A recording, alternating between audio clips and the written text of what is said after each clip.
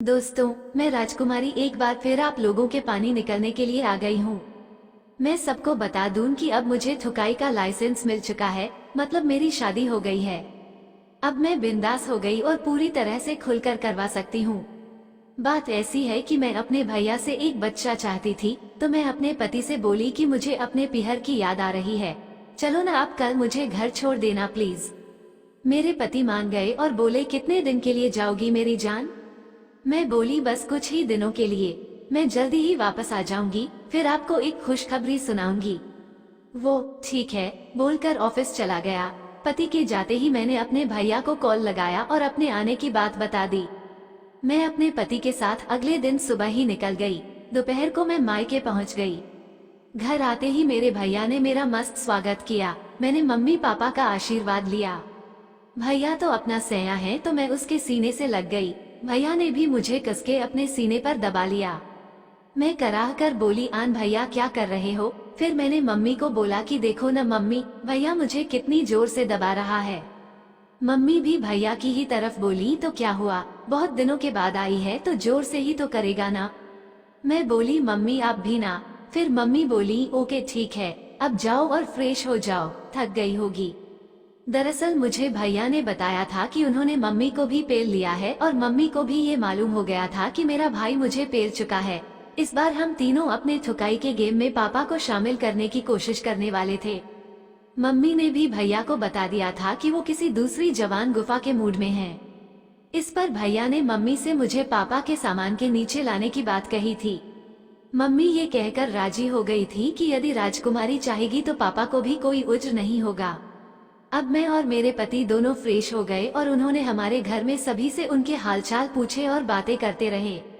मैं मम्मी से बोली मुझे भूख लगी है, कुछ खाने के लिए दो ना। मम्मी बोली खाना बनाना पड़ेगी बेटी, तुम लोग बातें करो, मैं खाना बना देती हूँ।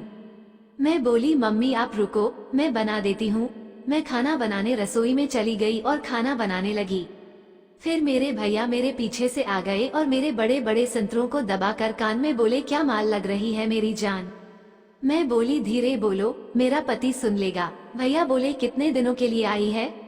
मैं बोली 1 महीने के लिए आई हूँ। आपने मुझसे बोला था न शादी से पहले कि कुछ दूंगा, उसी को लेने आई हूँ। भैया बोले क्या बोला था मेरी जान।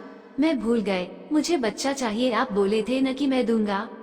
भैया अच्छा वो ठीक है, आज ही दे दूंगा। मैं अब छोड़ भी रे, संतरों को कितना दबाएगा, अभी तो 1 महीने के लिए हूँ, रोज दबा लेना।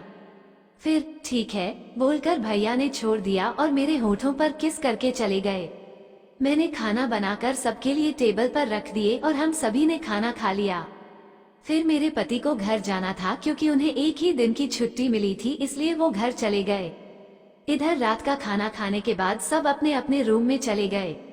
मम्मी पापा अपने रूम में, मैं और भैया तो शादी के पहले से ही एक ही रूम पर सोते आए हैं, तो मैं और भैया कमरे में आ गए और बेड पर बैठकर एक दूसरे को देखते रहे। भैया बोले चलो मूवी देखते हैं। मैं बोली पहले मुझे थुकाई करनी है, पहले मेरी हिप मार, फिर मूवी देखना। भैया चल ठीक है, तेरा पति नहीं मारता है क्या। मैं वो मेरी हिप मारता तो है, लेकिन मुझे आज तेरा चाहिए, उसका नहीं। मेरे इतना बोलते ही भैया ने मुझे बेड में धक्का देकर लिटा दिया और वो मेरे ऊपर चढ़कर मुझे किस करने लगा, मेरे दबाने लगा। फिर एक एक करके मेरे कपड़े उतारकर मुझे नंगी करने लगा। कुछ देर बाद मैं पूरी नंगी हो गई। भैया ने मेरी गुफा को देखा तो उसकी लार टपकने लगी। वो मेरी चाटने लगा और अपने जीभ से मेरी गुफा को पेलने लगा। मुझे अपने भैया से अपनी चटवाने में बहुत मजा आ रहा था। मैं भी मजे ले लेकर और उसके सर को पकड़कर अपनी गुफा पर दबाने लगी। मेरी कामुक आवाजें निकलने लगी, इतने दिनों तक तुझे तेरी कभी भी याद नहीं आई।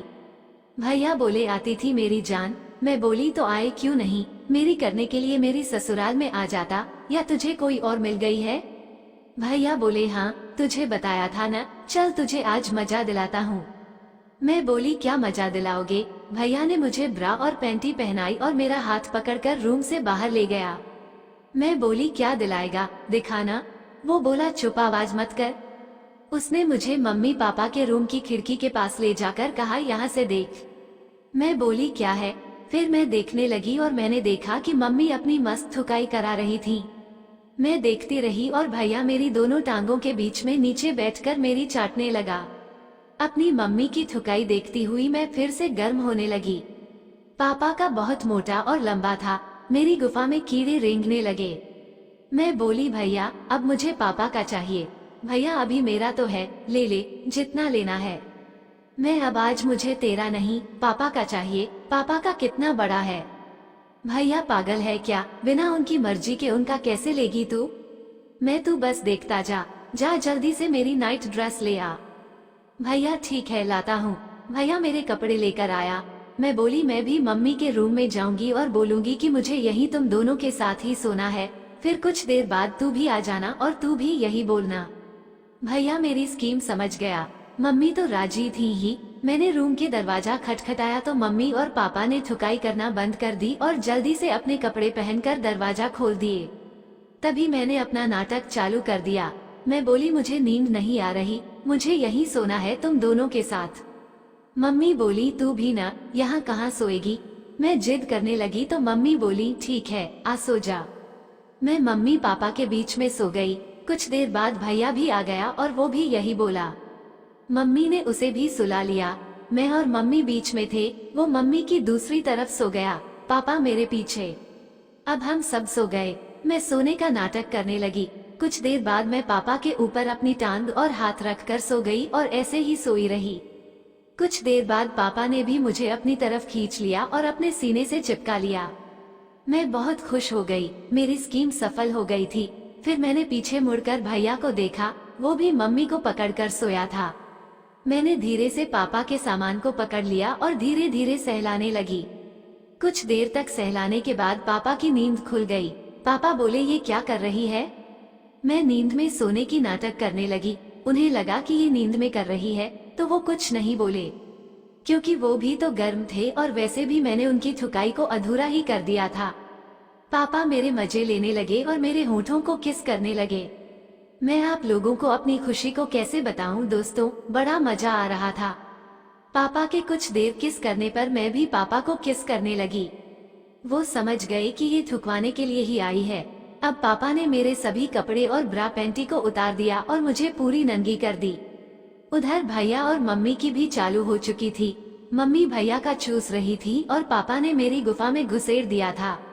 मेरी चीख निकल गई तो पापा ने मेरे मुंह को अपने हाथ से बंद कर दिया और धीरे धीरे मुझे पेलने लगे। मैंने देखा कि बाजू में मम्मी भैया का चूस रही थी।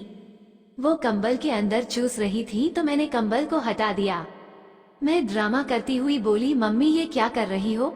मम्मी बोली, जो तू कर रही है मैं भी वही कर रही हूँ। तुझे सब मालूम है और मैंने ही तेरे पापा को तेरी थुकाई के लिए कहा था। पापा, मम्मी और मैं हंसने लगी। फिर मम्मी भैया के सामान के ऊपर बैठ गई और लेने लगी। वो चिल्ला चिल्ला कर अपने बेटे के साथ मजा ले रही थी। इधर मुझे पापा पेल रहे थे। फिर कुछ देर बाद मैंने मम्मी को इशारा किया कि मुझे भैया का चाहिए। उन्होंने भी सर हिला दिया कि ठीक है आजा और अपने भैया के सामान पर बैठ जा। अब मैं भैया के ऊपर बैठ गई और थुकवाने लगी। दोस्तों, अब हम चारों एक बिस्तर में कर रहे थे। क्या रंगीन नजारा था। भैया, मैं, मम्मी, पापा सब एक साथ एक बिस्तर पर नंगे थे और हमारी थुकाई चालू थी। फिर मैंने पापा के सामान को अपनी गुफा में ले लिया और उनके मोटे सामान से थुकवाने लगी। 10 मिनट बाद पापा ने अपना पानी मेरी गुफा में ही छोड़ दिया और भैया मम्मी की गुफा में झड़ गए। फिर पापा और मम्मी बोले, अब चलो जाओ अपने कमरे में, बहुत खेल लिया, दोनों हरामी हैं। मैं और भैया हंसते हुए और अपने कपड़े वहीं छोड़कर अपने रूम में आ गए। उधर कुछ देर बाद मैंने भैया का खड़ा किया और चूसने लगी। हमारी फिर से शुरू हो गई। मैं भैया से बोली, भैया मम्मी की कैसी लगी। भैया बोले, एकदम कचौड़ी है। इससे पहले भी मैं मम्मी के मजे 4 बार ले चुका हूँ। वो बोला, तू तो मुझे छोड़कर चली गई थी तो मैं क्या करता। मैं, चल ठीक है, लेकिन तू मेरा ही रहेगा हमेशा, समझे। भाई मेरी करने लगा। फिर 20 मिनट बाद उसने अपना पानी मेरी गुफा में ही निकल दिया। दोस्तों, मैंने अपने पिहर में एक ही रात में पापा और भैया दोनों का पानी अपनी गुफा में ले लिया था। मुझे बहुत खुशी हुई और उस रात को मैं कभी नहीं भूलूंगी। फिर इसी तरह मैं रोज अपनी थुकाई कराती रही, कभी पापा से तो कभी भैया से। ऐसे ही करके 1 महीना कब निकल गया मुझे पता ही नहीं चला। अब मैं अपनी ससुराल में आ गई।